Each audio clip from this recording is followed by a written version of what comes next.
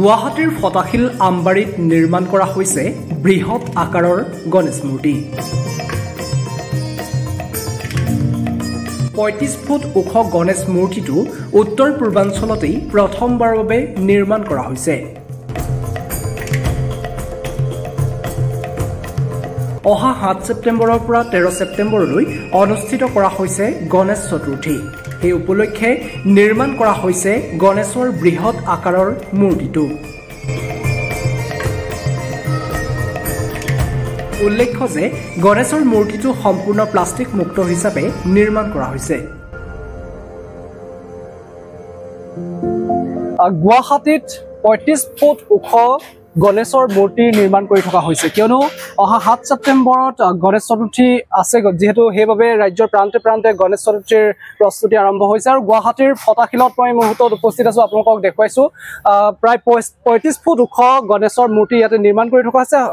মন্দিৰ সমিতিৰ সৈতে মই কিছু কথা পাতিম এই মুহূৰ্তত। এতিয়া আমাৰ এইটো মূৰ্তি বনাবলৈ আমাৰ কলকাতাৰ পৰা 7জন কাৰিকৰ আহিছে আৰু গুৱাহাটীৰ 3টা কাৰিকৰ মিলাই কিনি 10জনৰ আমাৰ এতিয়া কাম কৰিছে। জুলাই 28ৰ পৰা আমাৰ কামটো আৰম্ভ হৈছে। এতিয়াতো 4 তাৰিখৰ আগত আমাকে মূৰ্তি সেইটো যোনে কাৰিকৰ আছে সি হেণ্ড অভাৰ কৰিব। আৰু গোটেই মূৰ্তিখিনি আমাৰ ইক' ফ্ৰেণ্ডলি বনাব আমি চেষ্টা কৰিছোঁ। কমিটিৰ মানুহবিলাক যেতিয়া বাহিৰৰ কেমিকেল কিবা ইউজ নকৰি, প্লাষ্টিক ফাইবাৰৰ কিবা ইউজ নকৰি বুলি আমি গোটেই ইক' ফ্ৰেণ্ডলি বনাইছোঁ। ভাঁ, খেৰ আৰু মাটি দি কিনি আমি ইমান ডাঙৰ মূৰ্তি বনাব চেষ্টা কৰিছোঁ।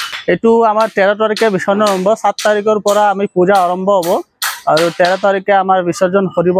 আমাৰ ফায়াৰ ব্ৰিগেডলৈ আমি ইয়াতে বিসৰ্জন কৰিম। ইমান ডাঙৰ মূৰ্তিটো ৰাস্তাত ল'ব নোৱাৰে আমি, এইকাৰণে আমি ফায়াৰ ব্ৰিগেডলৈ ইয়াতে আমি বিসৰ্জন কৰিব আমি এইটো প্লান কৰিছোঁ। নৰ্থ ইষ্টৰ ভিতৰত আমি প্ৰথমবাৰ 35 ফিট গণেশ আইডল বনাই আছোঁ। আমি নৰ্থ ইষ্টত প্ৰথমবাৰ আমি ফটাশিল GMC নতুন কলনীত organising by Telugu association Assam and doctor B R. Ambedkar এতিয়া গোটেই ৰাজ্যৰ আমাৰ ক্লাবৰ দি আমন্ত্ৰণ জনাইছোঁ। 7 তাৰিখৰ পৰা 13 তাৰিখে ইয়াতে গণেশ চতুৰ্থী হ'ব, বহুত ডাঙৰকৈ হ'ব। আমাৰ কমিটিৰ গোটেই ৰাজ্যৰ আমি আমন্ত্ৰণ জনাইছোঁ। চবে আহি গণপতি বাপ্পাৰ দৰ্শন কৰিবলৈ আমি অনুৰোধ কৰে।